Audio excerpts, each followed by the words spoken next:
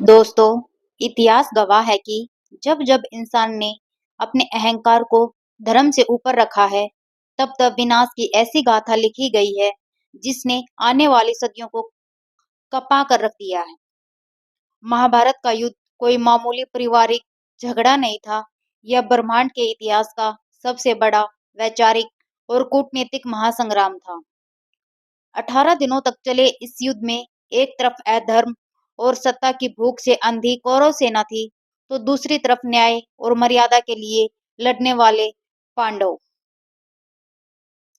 ज्यादातर लोग सोचते हैं कि पांडवों के पास श्री कृष्ण थे, इसलिए उनकी जीत तो पहले से ही तय थी। लेकिन हकीकत इससे बिल्कुल अलग है। युद्ध के कई मोड़ ऐसे आए जहां पांडव पूरी तरह हार के कगार पर थे। कौरवों के पास ऐसे ऐसे महारथी थे जिन्हें कोई साधारण योद्धा हरा नहीं सकता था। तो फिर बाजी कैसे पलटी?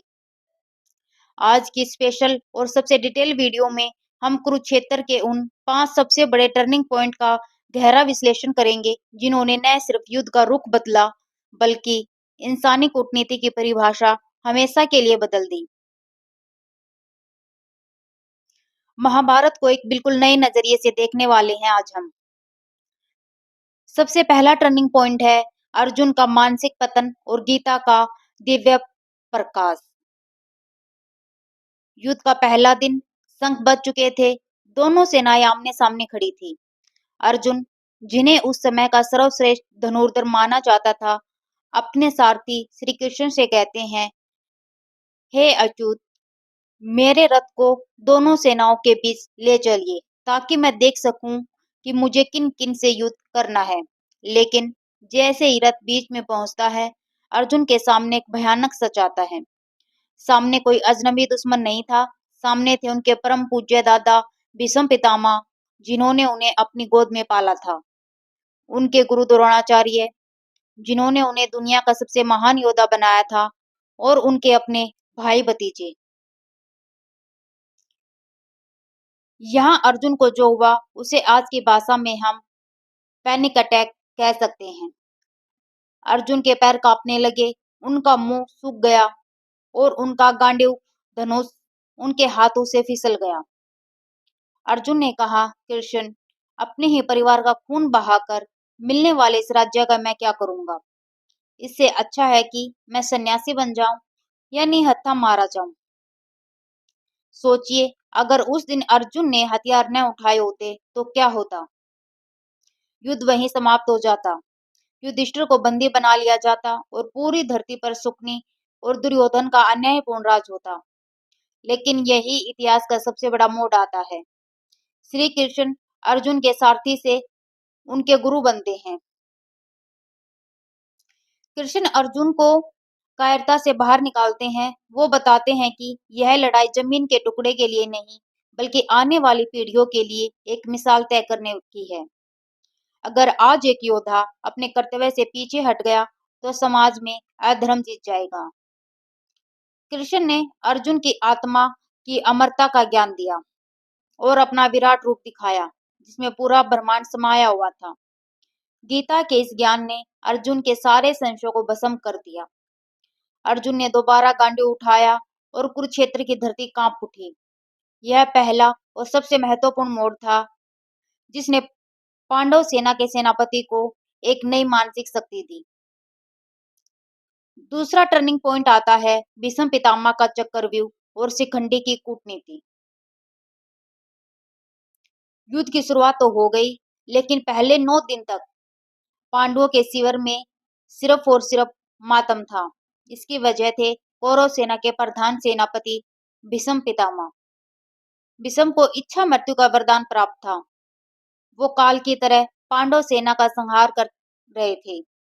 स्थिति इतनी भयानक हो चुकी थी कि तीसरे और 9वें दिन श्री कृष्ण को अपना शस्त्र न उठाने का संकल्प तोड़कर रथ का पहिया हाथ में उठाना पड़ा था, क्योंकि अर्जुन भीष्म पर पूरी शक्ति से प्रहार नहीं कर पा रहे थे। दुर्योधन हर रात भीष्म को ताने मारता था कि आप पांडवों से प्यार करते हैं, इसलिए उन्हें मार नहीं रहे। इससे आहत होकर 9वें दिन भीष्म ने प्रतिज्ञा की कि कल या तो वो पांडवों का वध कर देंगे या खुद युद्ध से हट जाएंगे। पांडव जानते थे कि भीष्म को युद्ध में हराना असंभव है। तब नवमी की रात को एक बेहद अनोखा टर्निंग पॉइंट आया। श्री कृष्ण के सुझाव पर पांचों पांडव रात के अंधेरे में खुद भीष्म पितामह के शिविर में गए। पितामह ने मुस्कुराकर उनका स्वागत किया। युधिष्ठिर ने सिर झुकाकर पूछा, पितामह, आपकी मृत्यु का उपाय क्या है? भीष्म, जो खुद इस अधर्म के पक्ष से लड़ते लड़ते थक चुके थे, उन्होंने पांडवों को अपना ही एक रहस्य बताया। उन्होंने कहा, मैं किसी ऐसी स्त्री पर हाथ नहीं उठाऊंगा जो बाद में पुरुष बनी हो या जिसके पास शस्त्र न हो। अगले दिन श्री कृष्ण ने शिखंडी को अर्जुन के रथ के आगे खड़ा कर दिया। शिखंडी पूर्व जन्म में अंबा थी, जो भीष्म से बदला लेने के लिए ही पैदा हुई थी। भीष्म ने जैसे ही शिखंडी को देखा, उन्होंने अपने अस्त्र त्याग दिए। इसी मौके का फायदा उठाकर भारी मन से अर्जुन ने शिखंडी के पीछे से तीरों की वो बौछार की जिसने भीष्म के पूरे शरीर को छलनी कर दिया। भीष्म पितामह तीरों की सैया पर गिर गए।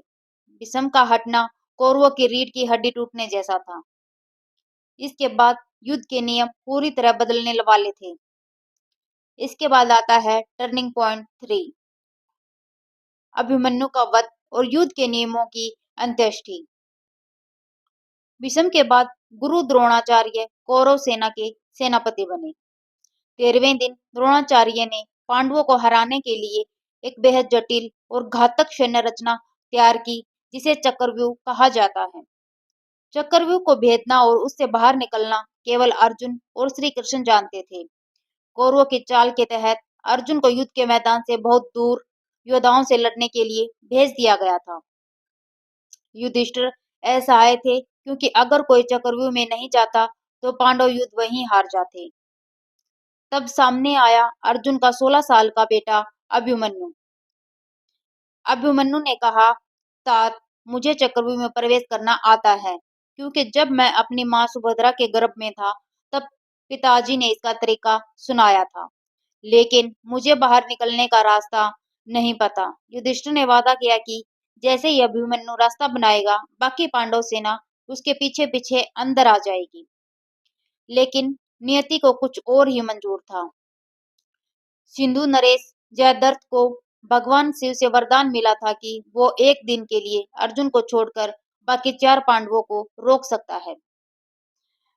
जयद्रथ ने चक्रव्यूह के द्वार पर भीम, युधिष्ठिर, नकुल और सहदेव को रोक दिया। अभिमन्यु अकेला चक्रव्यूह के 7वें और सबसे आखिरी घेरे में फंस गया। 7 महारथी मिलकर निहत्थे अभिमन्यु पर वार कर रहे थे। चारों तरफ खून बिखरा है। यहाँ कुरुक्षेत्र ने मर्यादा का सबसे काला दिन देखा। युद्ध का नियम था कि निहत्थे पर वार नहीं होगा, एक योद्धा से एक ही लड़ेगा। लेकिन दुर्योधन, कर्ण, द्रोण, कृपाचार्य, अश्वत्थामा, शकुनी और दुशासन, इन 7 महारथियों ने मिलकर उस 16 साल के बच्चे को घेर लिया।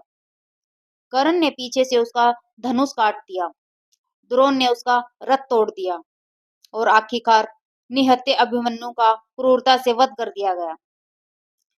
जब शाम को अर्जुन वापस लौटे और उन्होंने अपने बेटे की इस निर्मम हत्या का पता चला, तो कुरुक्षेत्र का माहौल बदल गया। अर्जुन ने प्रतिज्ञा ली कि अगर कल सूर्यास्त से पहले मैंने जयद्रथ का वध नहीं किया तो मैं खुद को अग्नि के हवाले कर दूंगा। इस मोड़ ने पांडवों को यह समझा दिया कि कौरवों के खिलाफ मर्यादा से युद्ध नहीं जीता जा सकता।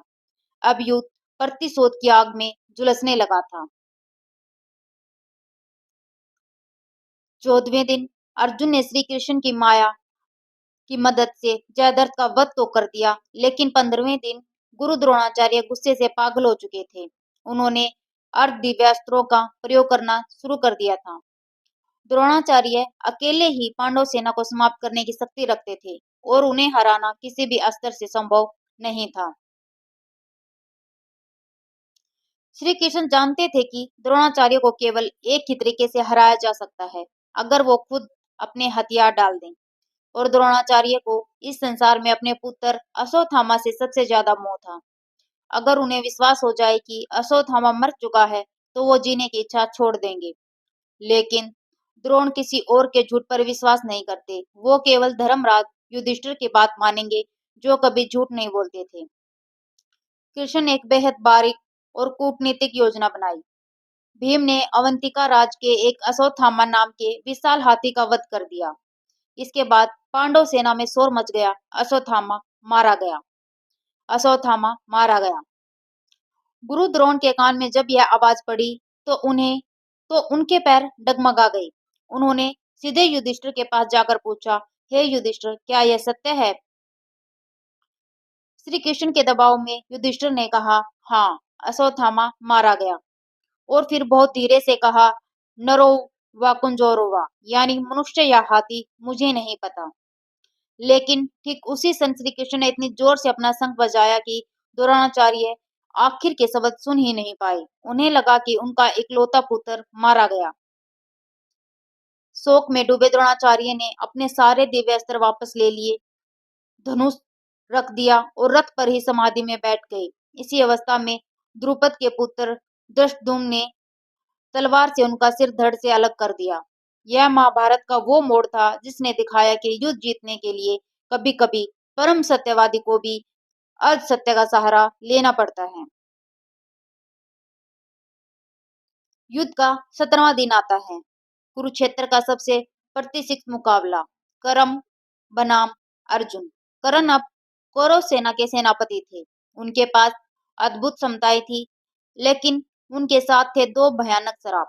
पहला, गुरु परशुराम का श्राप कि जब उन्हें अपनी विद्या की सबसे ज्यादा जरूरत होगी वो उसे भूल जाएंगे। और दूसरा, एक ब्राह्मण का श्राप कि उनके रथ का पहिया धरती निगल लेगी। युद्ध के सबसे निर्णायक क्षण में कर्ण के रथ का बायां पहिया कुरुक्षेत्र की दलदली मिट्टी में धंस गया। कर्ण अपनी विद्याएं भूलने लगे। वो रथ से नीचे उतरे और निहत्थे होकर पहिए को कीचड़ से निकालने की कोशिश करने लगे। उन्होंने अर्जुन से कहा, अर्जुन रुको, एक निहत्थे योद्धा पर वार करना क्षत्रिय धर्म के खिलाफ है। अर्जुन रुकने ही वाले थे, लेकिन तभी रथ पर बैठे श्री कृष्ण ने कुरुक्षेत्र के इतिहास का सबसे बड़ा भाषण दिया। कृष्ण ने कर्ण को याद दिलाया, कर्ण, जब द्रौपदी का चीरहरण हो रहा था और तुम उसे वेश्या कह रहे थे, तब तुम्हारा धर्म कहाँ था? जब 7 महारथियों ने मिलकर बालक अभिमन्यु को तड़पा तड़पा कर मारा, तब तुम्हारा धर्म कहाँ था? कृष्ण के इन शब्दों ने अर्जुन के अंदर की दुविधा को खत्म कर दिया। कृष्ण ने आदेश दिया, अर्जुन बाण चलाओ। इससे पहले कि यह दोबारा रथ पर चढ़े, अर्जुन ने अंजलि का अस्त्र छोड़ा और दानवीर कर्ण का सिर धड़ से अलग हो गया। युद्ध के बाद कुंती रोते हुए कर्ण के शव के पास बैठी है और पांडव हैरान। लेकिन कहानी का असली मोड़ कर्ण की मृत्यु के बाद आया, जब माता कुंती ने रोते हुए पांडवों को बताया कि कर्ण कोई सूत पुत्र नहीं बल्कि उनका ज्येष्ठ भ्राता है, जिससे उन्होंने लोक लाज के डर से त्याग दिया था। यह सुनकर युधिष्ठिर के पैरों तले जमीन खिसक गई। जिस जीत के लिए उन्होंने पूरा युद्ध लड़ा, वो जीत उनके बड़े भाई के खून से सनी थी। दुखी होकर युधिष्ठिर ने पूरी नारी जाति को श्राप दे दिया कि आज के बाद कोई भी महिला अपने पेट में कोई राज नहीं छुपा पाएगी। इस मोड़ ने पांडवों की जीत को हमेशा कड़वे सन्नाटे में बदल दिया। तो दोस्तों, ये थे महाभारत के वो 5 महामोड़ जिन्होंने साबित किया कि यह युद्ध सिर्फ तीरों और कमानों का नहीं था। यह इंसानी कूटनीति, सही समय पर लिए गए फैसलों और कर्मों के फल की कहानी थी। महाभारत हमें सिखाती है कि कोई भी इंसान न तो पूरी तरह सही होता है और न पूरी तरह गलत। परिस्थितियां और हमारे फैसले ही हमारे भाग्य तय करते हैं। आपको इन 5 टर्निंग पॉइंट में से सबसे ज्यादा कूटनीतिक या भाव कौन सा लगा? क्या युधिष्ठिर का वो अर्ध सत्य सही था या कर्ण के साथ जो वो न्याय था? अपनी राय कमेंट बॉक्स में जरूर साझा करें। अगर यह वीडियो आपको पसंद आया हो तो वीडियो को लाइक करें और सब्सक्राइब करें।